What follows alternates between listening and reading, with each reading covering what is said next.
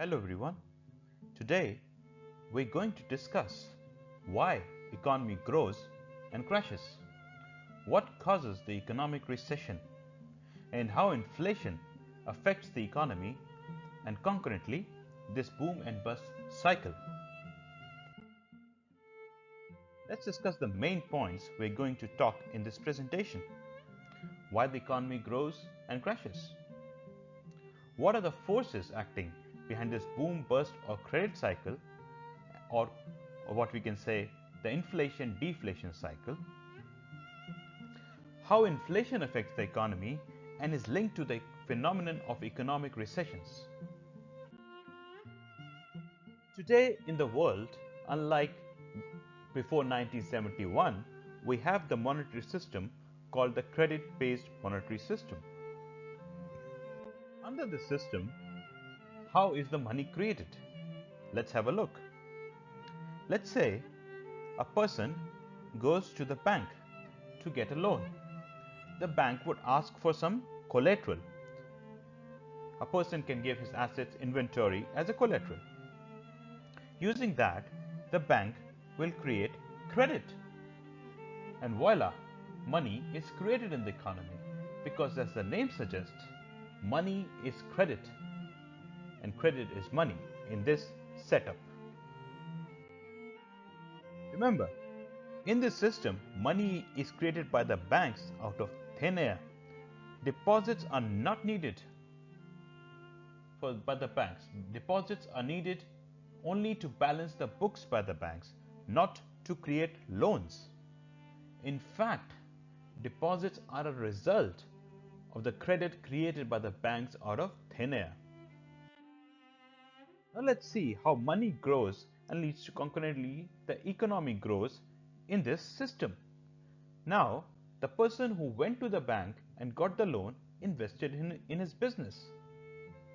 Good for him and his decisions, his business grew and he sees more demand.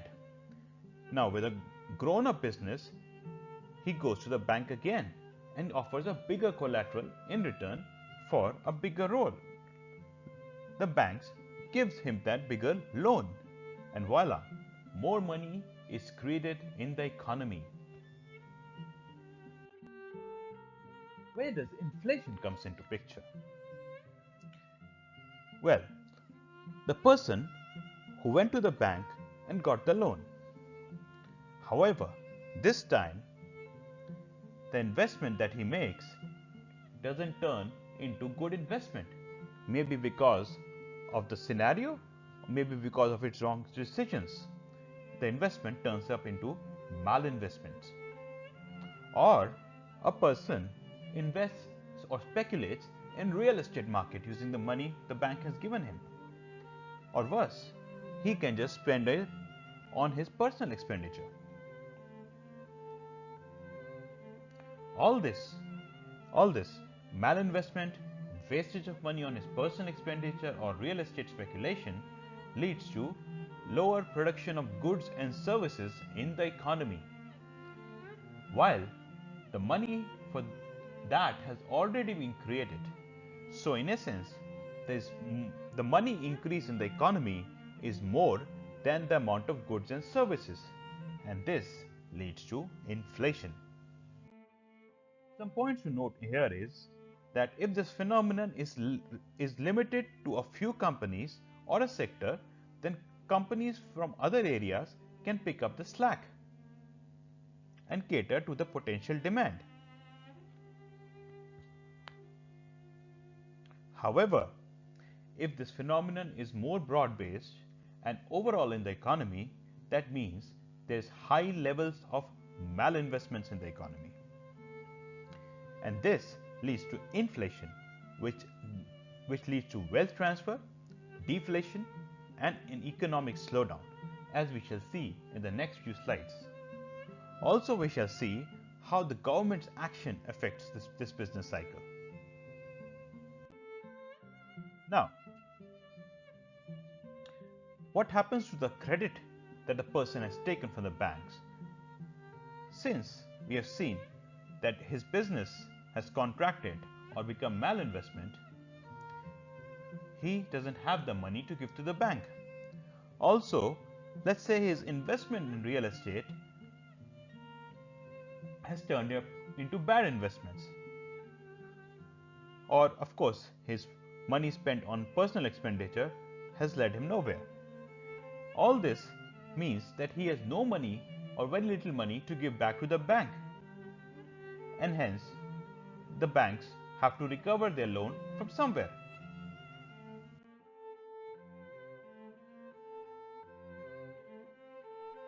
Now, this ends up, as we have discussed, that since he has no money to give to the banks have to recover their loan somewhere, and let's see how this leads to an economic slowdown. Well, the banks then uses the collateral of the person and sells it to a third person. So in a sense, there is wealth transfer happening from person A to that third person. This leads to some credit destruction, as the assets that are sold to the third person is of lesser value than what is the market value generally, and hence as the credit is destroyed little bit, this leads to some deflationary pressures and hence economic slowdown of smaller degree. Let's take a second scenario. In this case, the value of the collateral is insufficient to cover the loan. Enter the equity investors. Here in this scenario, the banks sell equity to other equity investors. That means the existing equity investors also lose some money. So wealth is being transferred in this case not just from the person A, but also from the equity investors. This means more credit is destroyed, and this can lead to a bigger slowdown in the economy. Then there is a third scenario. This time, even the equity value is not sufficient for the banks to cover its loans. That means the cycle is more widespread and more broad-based. Here comes the US government, or for that matter, any central government. They will buy equity into the bank. And how would they do that? They can do that by printing money, which indirectly means transferring some of the taxpayers' wealth and moving it to buy the equity into the bank. So the taxpayers also end up giving some share of their wealth in this process. Or there can be another scenario, the final scenario, in which case the bank takes losses on its balance sheets. In this scenario, the depositors of the banks also lose money. However, in this scenario, almost the entire credit is written off from the bank's balance sheet. This leads to huge deflationary pressures, huge amount of credit destruction, and virtually an economic crash. This is the worst case scenario that can happen in the economy.